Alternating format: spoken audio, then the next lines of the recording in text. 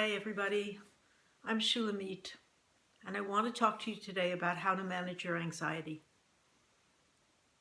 I have a system to propose to you that does not require any financial outlay or any special equipment. It is something that you do in your own head, whether you are in a public or private place. It's extremely effective. I have used it myself for many, many years. We're in a situation right now, which I don't have to describe to you because we're all living it, in which we're concerned about our own health and well-being and the health and well-being of our loved ones. We may have lost loved ones to this terrible virus. We're concerned about our financial welfare, the financial welfare of our family and friends and neighbors, and of the financial welfare of the country going forward. We're concerned about the future of the country. We've been so divided, so polarized. Do we have the wherewithal to come together and to confront these challenges united? What's going to happen? What's going to be? Because we all have a very strong sense that it's not going to go back to the way it was, that the future is not going to resemble the past. How can we prepare for that? It's important to recognize that anxiety is a self-defense mechanism. It's an attempt to protect you. Unfortunately, it does a very poor job. It's extremely unpleasant, and it narrows our gaze to such a point that we can only see the things that we're worried about, not the things that could happen, but only the things that we're obsessing about. It narrows our gaze, it muddies our thinking, it makes us unhappy, and it makes the people around us unhappy, and it's just not very efficient. So what am I proposing instead? It's a scientific principle that what we observe changes, and we can take that down to a very common sense attitude, which is if I come and start looking at you, I don't want anything from you, I just arrive and I look at you, I put my gaze on you, you're going to start moving around and straightening your clothes and standing up straighter and questioning what's going on. My observation of you, even my wordless observation of you, is going to cause you to change your behavior. This is also true of our thought processes.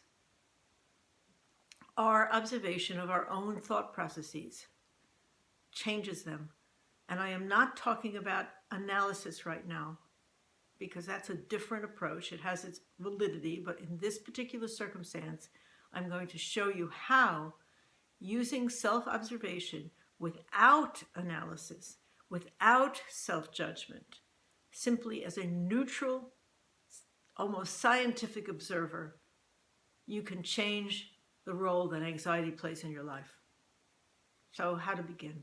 First of all, you have to set your intention, and this you do by making an agreement with yourself that you are going to observe yourself in the act of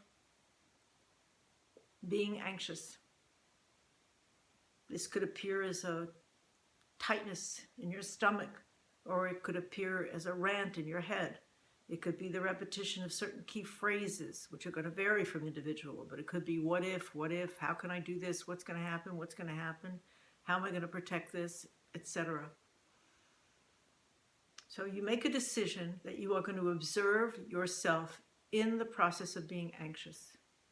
Now, the first thing that you're going to say to me is, I don't want to do that because it sounds like a real heavy burden and I'm going to be in a really bad mood and I'm going to be distracted from my daily activities and it's not going to work for me. But the opposite is true. If you do this in the correct way, which is to watch yourself in the process of being anxious without analysis, without judgment, without guilt, simply neutrally and with compassion, you will notice something very, very significant. So, to step back, we set our intention, we wait a couple of days for it to kind of settle on us, and then we begin to observe ourselves. At the beginning, we're going to be kind of sloppy, we're going to miss a lot, but gradually, if you keep at it, in a day or two, you're going to be very, very good at picking up immediately when your thought or your physical body starts going into an anxiety position. And you say to yourself, I'm doing it again. And if it happens 2 minutes later, you say, I'm doing it again. I'm doing it again. I'm doing it again.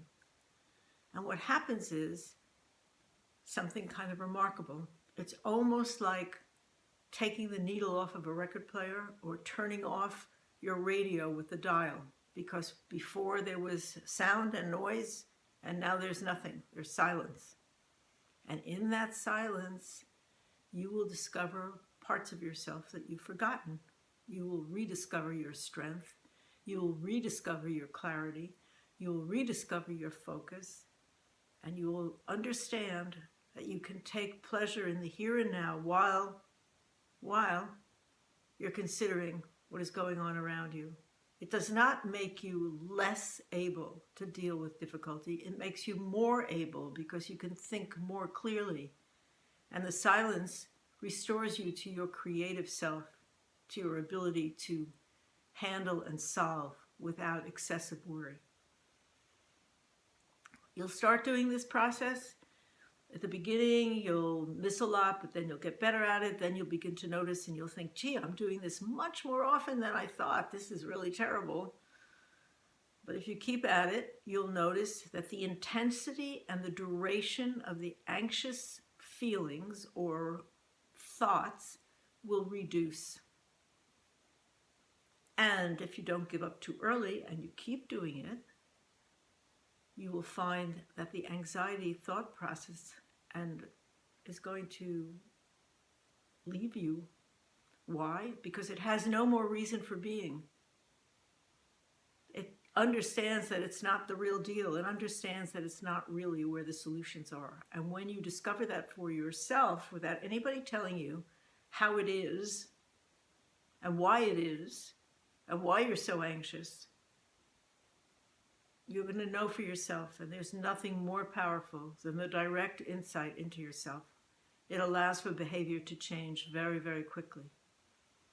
I've worked with this for the past 30 years, and it has changed the quality of my life.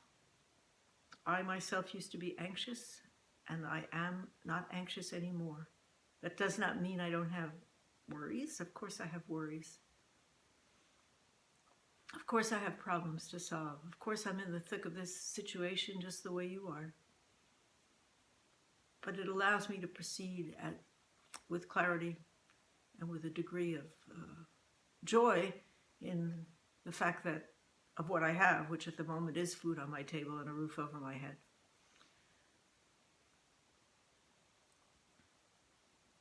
And I want to reassure everybody, that despite all the fractiousness, despite all the arguing, despite all the silly polarization, attacking people over nothing, whatever's happened in this country in the past few years, in my experience, I've noticed people, even people who disagree with me politically, everybody is helping as far as I can tell.